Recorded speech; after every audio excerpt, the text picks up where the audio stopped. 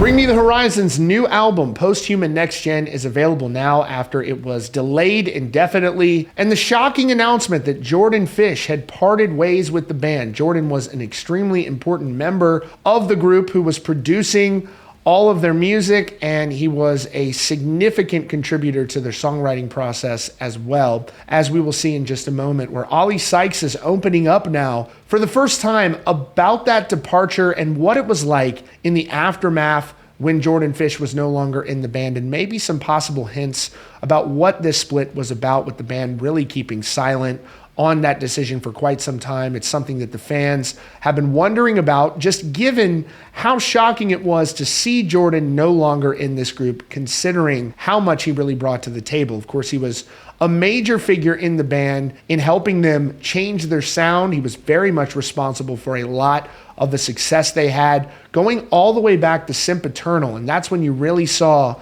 his skill set introduced into the band. And then going into That's the Spirit in 2015 with massive hit songs like Throne, those electronics that he brought to the table, and now Jordan Fish is a very in-demand songwriter. So what ended up happening with this departure? And first of all, I want to know what you all think about this new record, Post-Human Next Gen. Some people took issue with the fact, and it seems like this is not necessarily just related to Bring Me the Horizon, but also more bands and more people in music for whatever reason are doing this. But some fans took issue with the fact that so much material from this album was released in advance, and they felt like they really didn't get the full album experience because of that. That doesn't really make a huge difference to me, because if the music is good enough, I'm going to be listening to it for years anyways. Like their album Ammo, at first I was like, man, this is so different than anything Bring Me the Horizon ever put out. And then I go back now to this day. It's probably one of my favorite albums of all over the last 10 years, not just from Bring Me the Horizon. It's just such a great record. And so that's the contribution that you saw from Jordan Fish there, where he was just such a creative person. But you also can't discount the creativity and the vision of someone like Oli Sykes, who's just a creative genius and really the creative force behind the band. And of course, the other members as well, where Oli's going to talk about now his other brothers in the band are going to be brought in more and contributing creatively to more ideas as well, as he alluded to in this new interview. Now, there's a new issue of Kerrang! With Bring Me the Horizon, and they talk about so much through that interview. You should definitely check out the full cover story with Bring Me the Horizon, available now with Kerrang!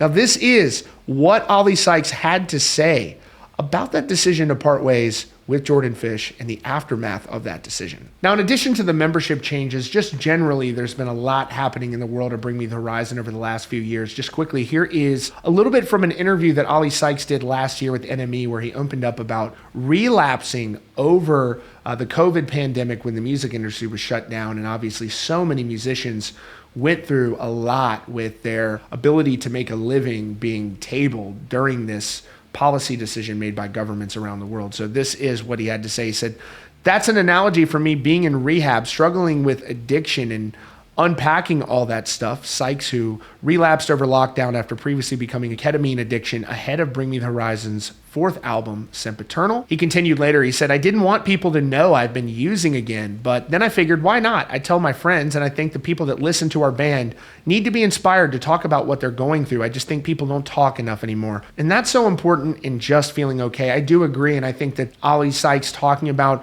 going through this stuff and overcoming it definitely helps a lot of people, so kudos to him, and definitely stay on that sobriety, because, really with him, there's the stereotype that, oh, you can't do amazing music when you're sober, but that's what he did. He made the best music of his career when he was sober. So I hope that, he'll continue to be on that track, and that is worth celebrating for sure. We want Oli Sykes and all musicians to be at their absolute best. And so with all of that in mind, here's what Oli Sykes had to say in this brand new cover story with Kerrang! About the decision to part ways with Jordan Fish, and maybe even some hints about what led to that decision. So this is the part here in this wide-ranging interview where they talk about that decision to part ways with Jordan Fish, which has been so mysterious for the fans. It says, "The other big change for Horizon is that much of Next Gen was written and recorded following Jordan Fish's exit from the band at the end of last year. As a production whiz and a musician with a knack for getting what Oli was driving at during his years in the ranks, and he was really fantastic at that. And any band that gets to work with Jordan Fish will be very fortunate. They continue, his departure raised a question for how things would work in the studio going forward.